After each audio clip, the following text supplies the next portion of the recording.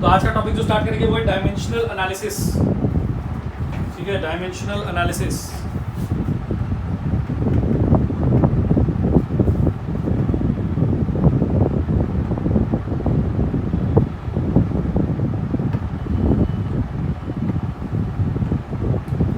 Dimensional analysis में हम लोग क्या करते हैं, सबसे पहले हम लोग देखते हैं कि डायमेंशंस क्या है। ठीक है, what are the dimensions. Dimensions किस चीज को हम लोग बोलते हैं। तुम लोग का जो सबसे बेसिक यूनिट्स होता है, जो फंडामेंटल यूनिट्स होता है, फंडामेंटल यूनिट्स नहीं, फंडामेंटल फिजिकल क्वांटिटीज। जो फंडामेंटल फिजिकल क्वांटिटीज होता है मतलब सबसे बेसिक फिजिकल क्वांटिटीज तुम लोग को तीन मालूम ही होगा, that is mass, length and time. Mass, length और टाइम के बेसिस पे बाकी सारा यूनिट्स, बाकी सारा फिजिकल क्वांटिटीज डिस्क्राइब होता है, right. Mass, length and time are three fundamental quantities. तुम लोग का क्लास 9 में पढ़ा हुआ होगा, क्लास 9 या क्लास 10 में, that mass, length and time are the three fundamental quantities of matter, right. उसके अलावा और भी कुछ फंडामेंटल क्वांटिटीज होता है। ये सारा fundamental quantities, there are total 7 fundamental quantities. ये 7 फंडामेंटल क्वांटिटीज को मिलकर के हम लोग बोलते हैं 7 डायमेंशंस ऑफ द वर्ल्ड। लिखो 7 dimensions of the world. 7 dimensions of the world. Dimension का स्पेलिंग लिखा हुआ है बुक में, सॉरी बोर्ड पे।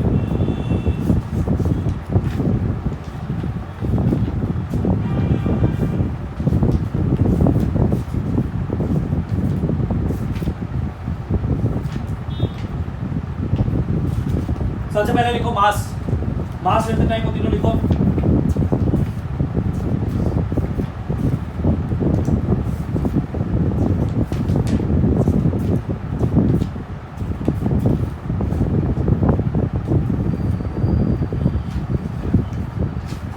Seven dimensions of the world. सबसे पहले लिखेंगे मास। नंबर 1 मास। मास का जो डायमेंशन है उसको ऐसे रिप्रेजेंट करते हैं, मास का डायमेंशन को ऐसे रिप्रेजेंट करते हैं, third bracket M.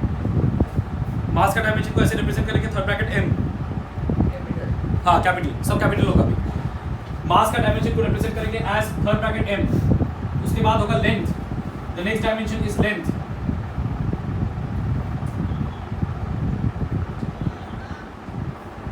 The next dimension is length, L in third bracket. Next dimension is length, L in third bracket. ठीक है, उसके बाद next dimension time, T in third bracket. Next dimension is time, T in third bracket.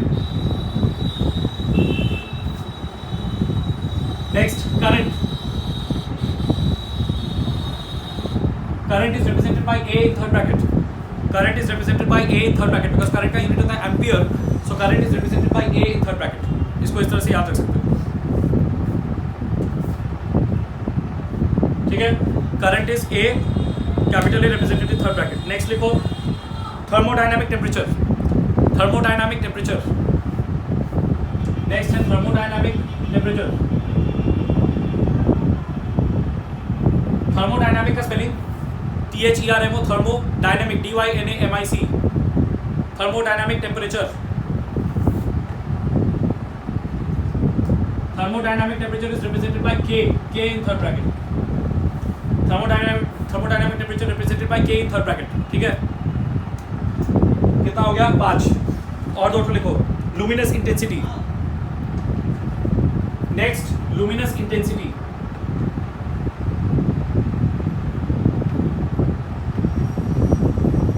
Next luminous intensity. Luminous intensity को लिखेंगे small c small d in third bracket.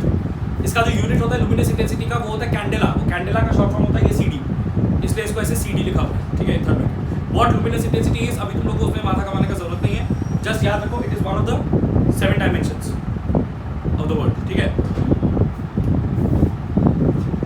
Last वाला लिखो amount of substance. Amount of substance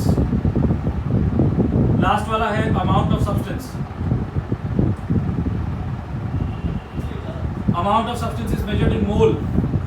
Amount of substance is measured in mole, जो कि unfortunately तुम लोग का class 10 में कट गया था, राइट?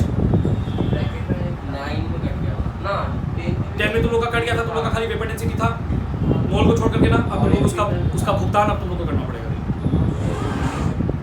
जब केमिस्ट्री शुरू होगा तब तुम लोग को मोल फिर से पूरा शुरू से शुरू करना पड़ेगा।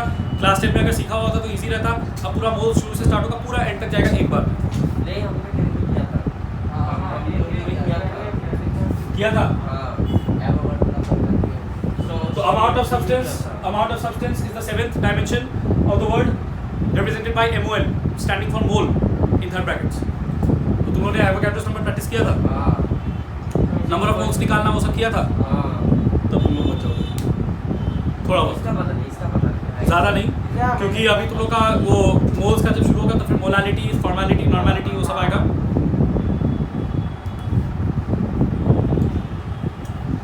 Seven dimensions of the world: mass represented by m in third brackets, length L, time T, current A, thermodynamic temperature K, K for Kelvin, because तुम लोग को मालूम होगा कि टेम्परेचर का जो स्टैंडर्ड यूनिट होता है that is kelvin not Celsius. उसके बाद luminous intensity candela, CD, amount of substance mole, ठीक है, ये तुम लोग को फर्स्ट याद करने का। उसके बाद नेक्स्ट लिखो dimensions of a physical quantity. Next topic dimensions of a physical quantity. ये वाला मिटा दे तो सबका हो गया लिखना। हाँ नेक्स्ट लिखो dimensions of a physical quantity.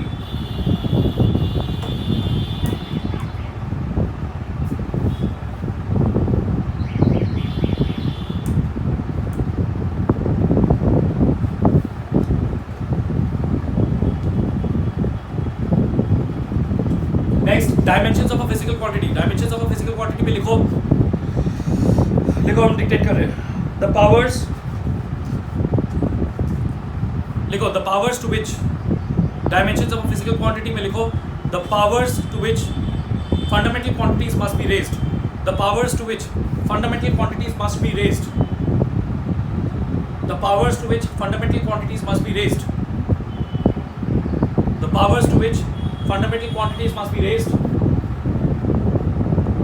the powers to which fundamental quantities must be raised to represent that quantity completely, the powers to which fundamental quantities must be raised to represent that quantity completely, the powers to which fundamental quantities must be raised to represent that quantity completely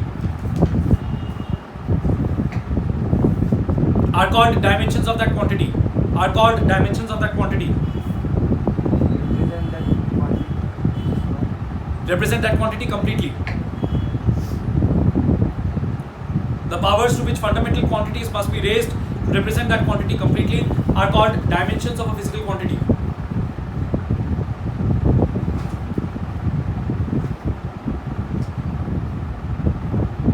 Are called dimensions of a physical quantity. ठीक है, समझ में आया? Dimensions of a physical quantity इसको बोलते हैं। अब इसका एग्जाम्पल लेते हैं कि ये क्या होता है, ठीक है। तो हम स्टार्ट करेंगे विथ सिंपल इक्वेशन, तुम लोग को याद होगा F is equal to ma, F is equal to ma, that is force equal to mass into acceleration, right? Force equal to mass into acceleration। इसका यूनिट जो था फोर्स का, ऐसा यूनिट वो था न्यूटन, राइट, वो था न्यूटन, एंड मास था kg, मास का ऐसा यूनिट था kg, किलोग्राम।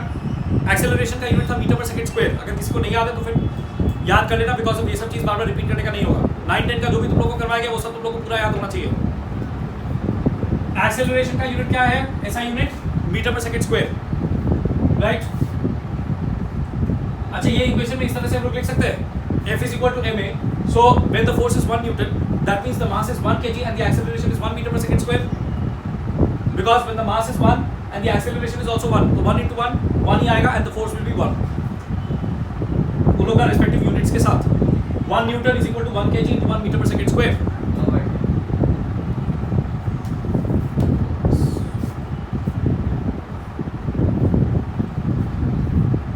नाउ यहाँ पे इससे फिर डायमेंशंस का एंगल कैसे आता है वो देखो। यहाँ पे हम लोग के पास है 1 kg, इसका मतलब मास का एक एलिमेंट है। जहाँ पे मास का एक एलिमेंट होगा हम लोग क्या करेंगे, m को लिख देंगे थर्ड ब्रैकेट में, m को लिख देंगे थर्ड ब्रैकेट में, ठीक है। उसके बाद ये जो मीटर पर सेकंड स्क्वायर है, ये मीटर पर सेकंड स्क्वायर को तो ऐसे भी लिख सकते हैं हम लोग 1 metre divided by 1 second square. Metre per second square क्या होता है, metre divided by second square, right. तो ये हो गया 1 metre divided by 1 second square. जहाँ पे मीटर है, metre is a unit of length, तो यहाँ पे कौन सा डायमेंशन आएगा, लेंथ, लेंथ का डायमेंशन आएगा। एंड यहाँ पे सेकंड स्क्वायर है, second is the unit of time, तो 1 सेकंड स्क्वायर इसका मतलब टाइम स्क्वायर, तो यहाँ पे क्या डायमेंशन आएगा, टी स्क्वायर। समझ में आया? डायमेंशन का मतलब है कि हम लोग सिर्फ उस क्वांटिटी को रिप्रेजेंट कर रहे हैं जनरली। तो अगर तुम लोग को यूनिट मालूम है तो फिर जहाँ पे मास का यूनिट है वहाँ पे m आ जाएगा, जहाँ पे लेंथ का यूनिट है वहाँ पे l आ जाएगा, जहाँ पे टाइम का यूनिट है वहाँ पे t आ जाएगा, एंड सो ऑन। इस तरह से हम लोग डायमेंशंस को लिखेंगे। एक्चुअली क्या होता है कि डायमेंशंस का कॉन्सेप्ट पहले आता है, उसके बाद उससे यूनिट्स आता है, ठीक है। बट हम लोग को क्योंकि पहले यूनिट सीखा हुआ है तो हम लोग उसको रिवर्स में कर सकते हैं, क्योंकि हम लोग को पहले यूनिट्स आता है तो हम लोग यूनिट से आराम से डायमेंशंस निकाल सकते हैं। समझ में आया? अब ये देखो m into L divided by, क्योंकि ये नीचे सेकंड स्क्वायर है तो ये टी स्क्वायर नीचे हो गया। अब अगर टी स्क्वायर नीचे हो गया तो इसको ऊपर लाने के लिए हम लोग ऐसे कर सकते हैं m l और फिर उसके बाद नीचे टी स्क्वायर है तो t to the power -2, right? तो m l t to the power -2, this is the dimension for force. m l t to the power -2 is the dimension for force.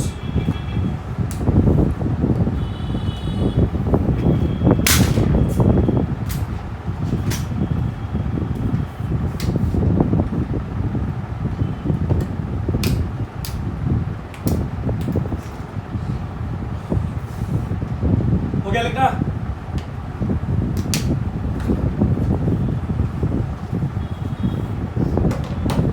m l t to the power -2 is the dimension for force, right? all quantities का dimensions निकालते हैं, this is the dimension for force. तो तुम लोग को बस relation पता होना चाहिए एंड यूनिट्स पता होना चाहिए, उससे हो जाएगा डायमेंशन। अब ये जो फोर्स का डायमेंशन हम लोग का निकला m l t to the power -2, ये तुम लोग को याद रखना पड़ेगा, ठीक है? ये सब बेसिक क्वांटिटीज का डायमेंशन तुम लोग को याद रखना पड़ेगा, बिकॉज बाद में ये दूसरे क्वेश्चंस में यूज होगा। यहाँ तक क्लियर है कि नहीं? किसी को कोई डाउट है यहाँ तक तो पूछ लो, बोलो। किसी को कोई डाउट है? ओके, चलो थोड़ा सिंपल क्वांटिटीज पे जाते हैं। मास का खुद का डायमेंशन है m, राइट? लेंथ का डायमेंशन क्या है? l। वॉल्यूम का डायमेंशन निकालते हैं। वॉल्यूम क्या होता है? Length into breadth into height, उसका जनरल एक्सप्रेशन। या फिर ये तो क्यूबॉइड का वॉल्यूम, या फिर अगर क्यूब का वॉल्यूम निकालेंगे तो क्या होगा? Side into side into side. या फिर सिलेंडर का वॉल्यूम निकालेंगे तो क्या होगा? पाई r square h, that means constant into radius square into height, that means radius into height. तो जो भी हो, हम लोग का कोई ना कोई लेंथ का चीज 3 बार मल्टीप्लाई हो रहा है। कोई भी वॉल्यूम का फॉर्मूला देखो, length into breadth into height, side into side into side. फिर सिलेंडर का फॉर्मूला, जैसे मैंने बोला, सिलेंडर का फॉर्मूला है पाई r square h, that means pi into r into h। पाई एक डायमेंशनलेस कांस्टेंट है, पाई एक कांस्टेंट है, उसका कोई यूनिट नहीं है, तो it is called a dimensionless constant, ठीक है? इस तरह का कांस्टेंट्स को बोलते हैं डायमेंशनलेस कांस्टेंट, इस तरह का नंबर्स को। जिस चीज का कोई यूनिट होगा उसी का कोई डायमेंशन होगा, जिस चीज का कोई यूनिट नहीं है वो एक कांस्टेंट नंबर है, तो फिर वो उसको बोला जाएगा dimensionless constant. Pi is a dimensionless constant, ठीक है? उसके बाद जो सिलेंडर का वॉल्यूम का फॉर्मूला है उसमें क्या है? r into h, that means radius into height. तो यहाँ भी कोई एक चीज ऐसा है जो 3 बार मल्टीप्लाई हो रहा है। रेडियस का यूनिट भी मीटर होगा, ये रेडियस का यूनिट भी मीटर होगा, हाइट का यूनिट भी मीटर होगा, तो metre into metre into metre, ठीक है? अगर हम लोग क्यूबॉइड का वॉल्यूम का फॉर्मूला देखेंगे तो length into breadth into height, again metre into metre into metre, unit के हिसाब से। अगर क्यूब का फॉर्मूला देखेंगे side into side, again metre into metre into metre. तो चाहे कुछ भी कर ले हम लोग, वॉल्यूम का हम लोग का जो यूनिट आ रहा है वो क्या आ रहा है? Standard unit metre into metre into metre, right? उसी को हम लोग लिखते हैं मीटर क्यूब के हिसाब से। तो ये जो है, एक जगह अगर मीटर लिखा हुआ है तो उसका डायमेंशन, उसका रेस्पेक्टिव डायमेंशन क्या होगा? Length, because metre represents length, तो लेंथ का डायमेंशन आ जाएगा वहां पे, if you want to represent it in terms of dimensions. तो लेंथ का डायमेंशन, फिर उसके बाद यहाँ पे भी लेंथ का डायमेंशन, फिर उसके बाद यहाँ पे भी लेंथ का डायमेंशन, तो ये हो जाएगा l क्यूब, राइट? समझ में आया कि नहीं? ये वाला ये हो जाएगा l क्यूब। अब बोलो तो एरिया का डायमेंशन क्या होगा? l square, length into length, some length into some other length, length into breadth, length का भी डायमेंशन l होगा, breadth is also a type of length, so उसका भी डायमेंशन l होगा। तो एरिया का भी already no, l into l, that is l square.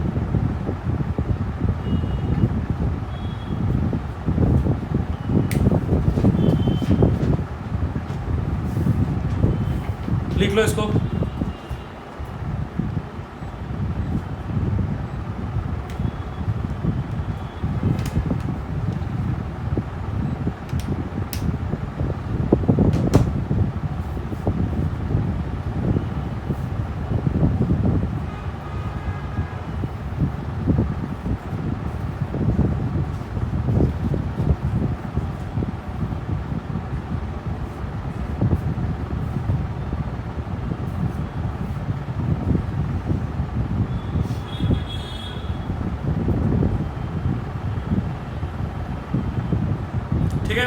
अब डेंसिटी का डायमेंशन निकालते हैं। डेंसिटी का फॉर्मूला क्या होता है? Mass into volume, mass by volume. Density का फॉर्मूला मास बाय वॉल्यूम। एक बार तुम लोग क्लास 9 10 का फिजिक्स में जो भी चैप्टर्स तुम लोग का हुआ है वो सबका फॉर्मूला एक बार घर पे जाकर के लर्न कर लेना फिर से।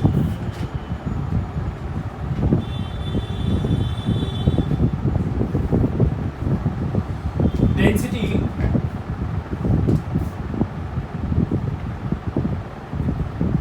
Is equal to mass by volume. Mass का डायमेंशन क्या है? m। वॉल्यूम का डायमेंशन क्या है? l cube. मास का डायमेंशन क्या है? m। वॉल्यूम का डायमेंशन क्या है? l cube. तो इसका जो डायमेंशन है वो एक साथ क्या होगा? m l to the power -3,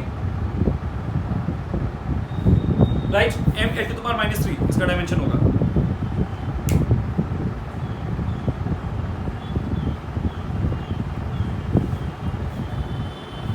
इसको अल्टीमेटली एक साथ हम लोग ब्रैकेट में ऐसे भी लिख सकते हैं ml टू द पावर -3, एक थर्ड ब्रैकेट में भी कर सकते हैं।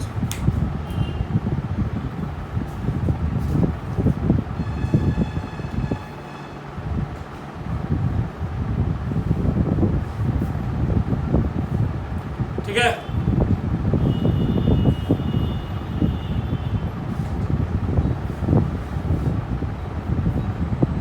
इसके बाद कुछ क्वांटिटीज देते हैं, तुम लोग उसका डायमेंशन निकालो। सबसे पहला लिखो प्रेशर।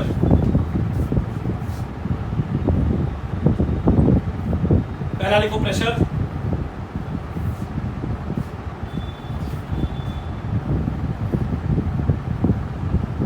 उसके बाद लिखो स्पीड और वेलोसिटी। पहला लिखो प्रेशर, उसके बाद लिखो स्पीड और वेलोसिटी।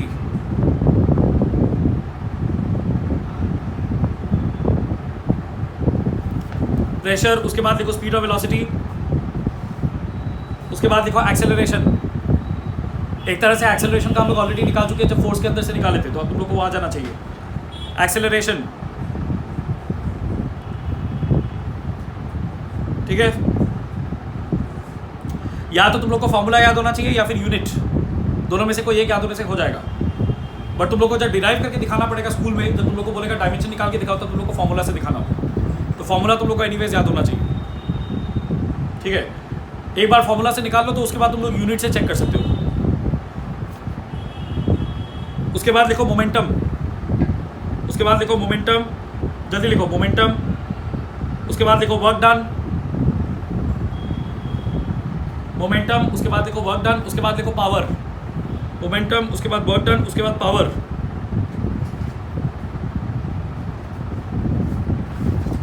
उसके बाद है मोमेंट ऑफ फोर्स, उसके बाद है मोमेंट ऑफ फोर्स।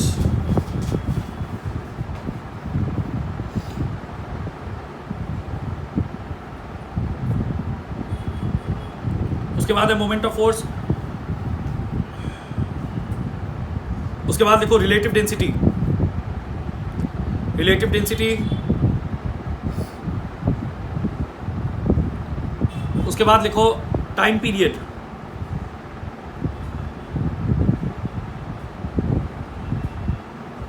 उसके बाद देखो टाइम पीरियड, उसके बाद देखो फ्रीक्वेंसी।